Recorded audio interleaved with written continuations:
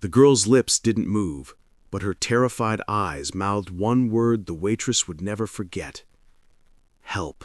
The afternoon crowd had thinned out at Maple Creek Diner, a forgotten stop along the old highway. The hum of the ceiling fan, the smell of burnt coffee, and the faint clink of dishes created an ordinary calm. Sarah, the waitress, mid-30s, steady eyes, soft voice, moved table to table with practiced rhythm. She'd seen all kinds pass through here, truckers, drifters, families. Nothing surprised her anymore.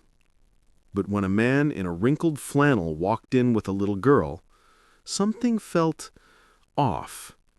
The child sat too still, her gaze locked on the tabletop.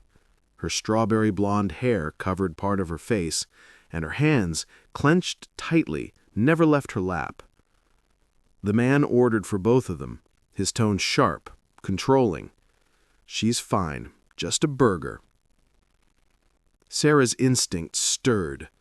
Years of serving strangers had taught her to recognize fear, the kind that doesn't need words. Sarah tried to shake it off. Maybe it was nothing. But the girl's eyes kept darting toward her, flicking up only when the man turned away. Her lips moved once, barely forming the word, "Please." That was when Sarah noticed the girl's wrists. Red marks, thin and fresh, like someone had gripped them too tightly.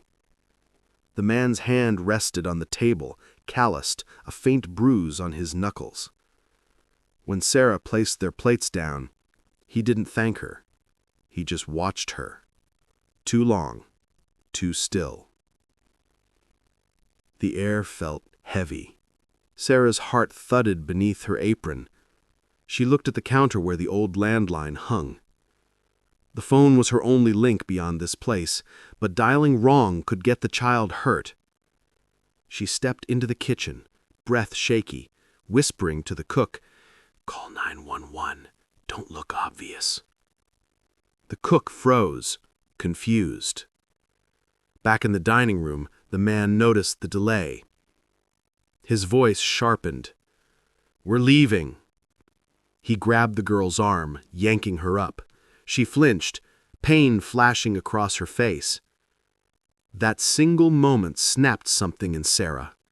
Her hand closed around the metal coffee pot, the steam still rising. She stepped forward, calm, deliberate, and said, "She hasn't finished her food." The man turned, glaring. But before he could move, a shadow appeared in the doorway, the county deputy who'd been having lunch 2 booths down. The deputy's voice cut through the diner's silence. "Sir, step away from the girl."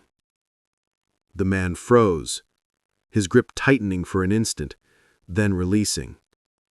The little girl stumbled towards Sarah, clinging to her apron like a lifeline. Sarah wrapped her arms around her, shielding her without a thought. The deputy moved fast, cuffs flashing, the tension breaking like a held breath. When it was over, the girl sat in a booth wrapped in a blanket, sipping cocoa with trembling hands. She whispered a "thank you," so soft it barely reached Sarah's ears. The officer told her the girl had been missing for 3 days. Outside, sirens faded into the horizon, leaving the diner washed in a pale morning quiet.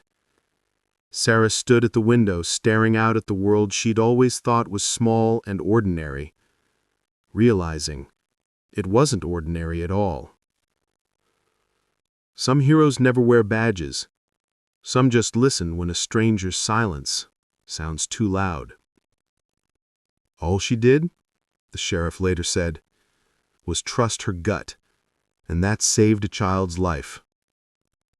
If this story moved you, share it, not just for the bravery, but for the reminder that ordinary people can rewrite someone's fate. Sarah wasn't a cop, a soldier, or a hero on paper. She was a waitress with a heart that refused to stay quiet. Sometimes courage isn't loud. It's a whisper that says, "Not today." Hidden Struggles was built for stories like this. Stories that remind us compassion still exists in small corners of the world, in late-night diners, and in the eyes of those who choose to care. If you've ever seen something that didn't feel right, remember Sarah. Your instinct could be someone's only chance. Because every story seen is one less struggle ignored.